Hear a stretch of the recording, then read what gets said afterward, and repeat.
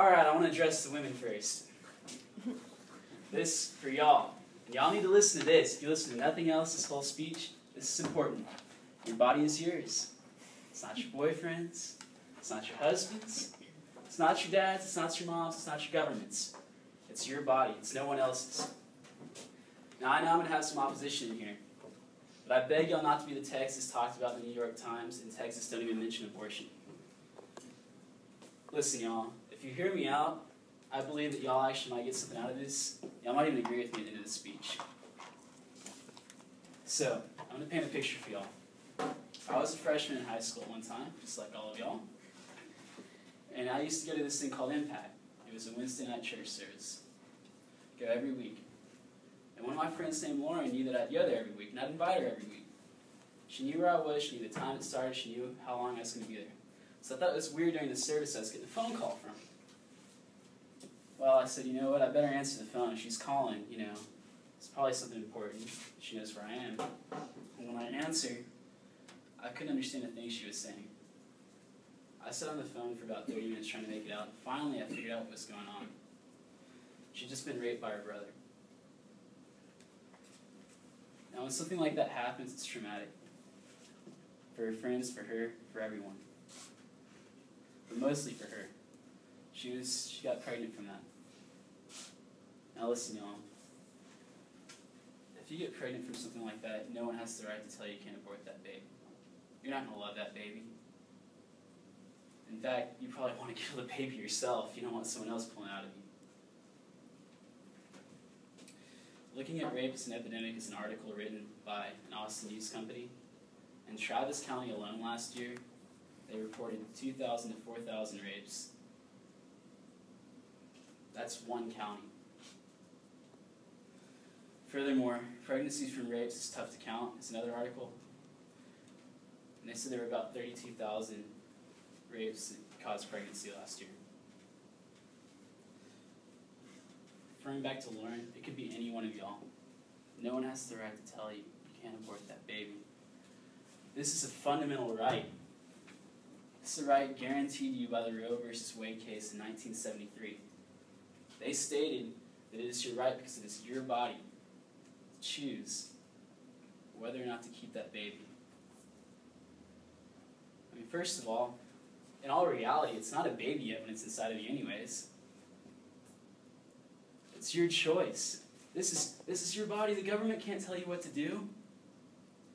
In some perspectives, yeah, they can tell you what to do, and they can probably throw you in jail too for a lot of things.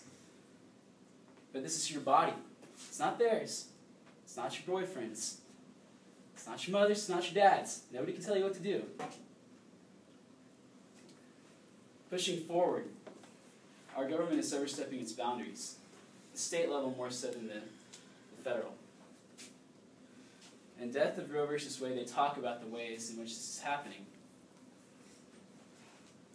Unfortunately, they're allowed to force you to do certain things before you can get an abortion. Several states are doing this now. Some of them require counseling. Some of them require parental consent. Now, I want to stop on that one.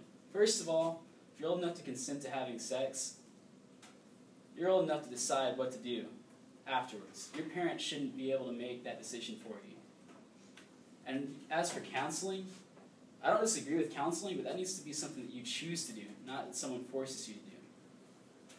And it can't be for the wrong reasons. It can't be because they want to try to talk you out of having an abortion.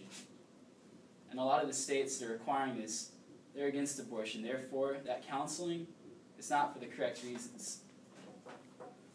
Also, they can require an ultrasound test in certain states. When they require the ultrasound test, the doctor is supposed to explain exactly what's going on inside of you and exactly what you're looking at in detail. If this isn't an attempt to guilt trip you, I don't know what is. They're forcing you to look, in some cases, a rape victim's case, at what that person put inside them. Something they already don't want. It's unfair they're pestering a victim. In some cases, they're not a victim. But in those cases as well, they've already come to this decision. It took a lot to get there. People don't just wake up one morning and go, I'm going to get an abortion. I guarantee the girl that decides to get an abortion thought about that for a long time.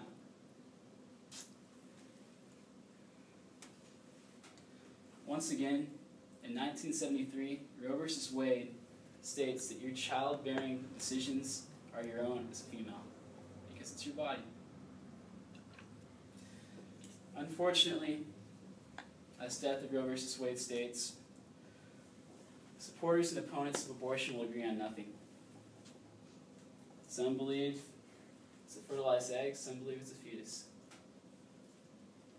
All agree on one thing, though. One, they're never going to agree. And two, it doesn't matter if it's legal or not. The states are already crossing their lines. Because it's not the state's choice. Unfortunately for the states that disagree with it, it's a right. The Supreme Court ruled it a right. So therefore, they have no room to tell you what to do.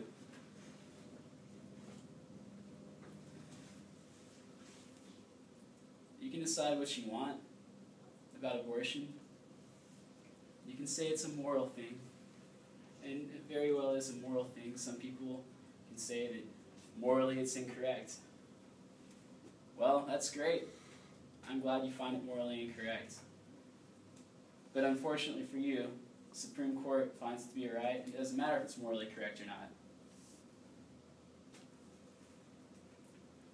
I hope that y'all can see that this is something important to fight for as a right, because certain rights are already being taken away as it is. We don't need any more taken away from us.